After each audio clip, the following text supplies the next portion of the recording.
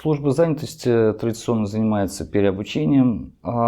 Особенно это актуально в связи с пандемией. Расскажите, как проходит эта работа и изменился ли рейтинг профессий у нас в республике? Действительно, всегда, когда мы говорим о том, что человек потерял работу, произошло ли это по собственной его инициативе, либо это связано с какими-то процессами, которые происходят на его предприятии, все равно ему для того, чтобы получить новое место работы, требуется хотя бы повышение квалификации.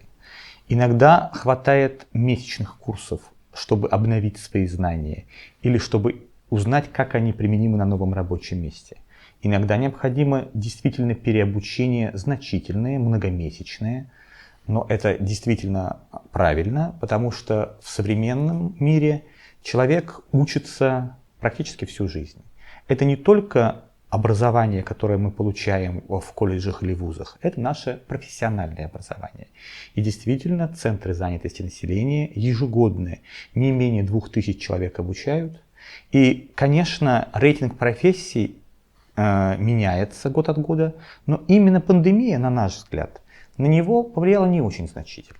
У нас по-прежнему среди так называемых женских профессий, конечно же, на первом месте, и это вполне нормально, продавцы. Это связано и с общей текучкой кадров, и с тем, что открываются новые торговые точки, и даже с тем, что к нашему с вами радости в большинстве современных магазинов и торговых центров появляются новые возможности для обслуживания покупателей. Новые кассы, новые торговые прилавки, новые возможности для сбыта товара. Это все, что может входить в повышение квалификации. Если мы говорим о профессиях традиционно мужских, то здесь тоже мы на протяжении уже многих лет видим, что в рейтинге водители категории С, Д, Е, машинисты, погрузчиков, машинисты кранов.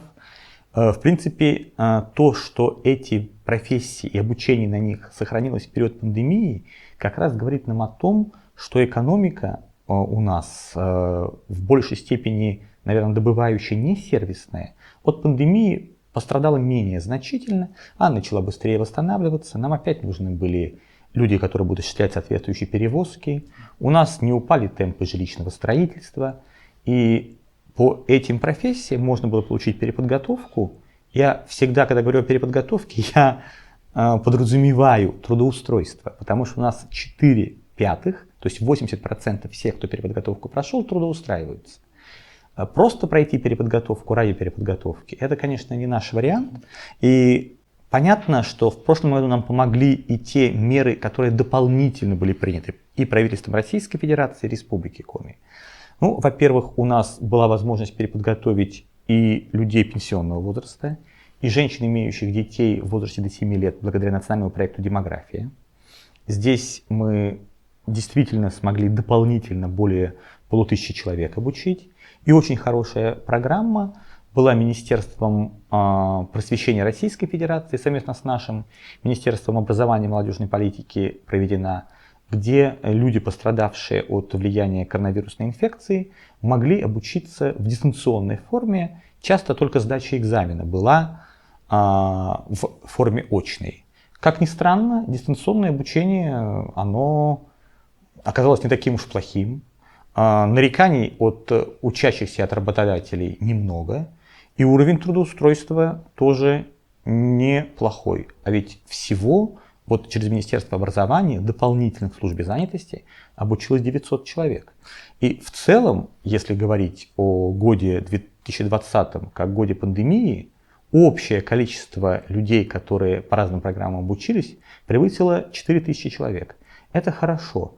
Это, кстати, один из ответов на вопрос, почему количество безработных смогло снизиться с 20 до 11 тысяч. Потому что многие нашли работу, переобучившись.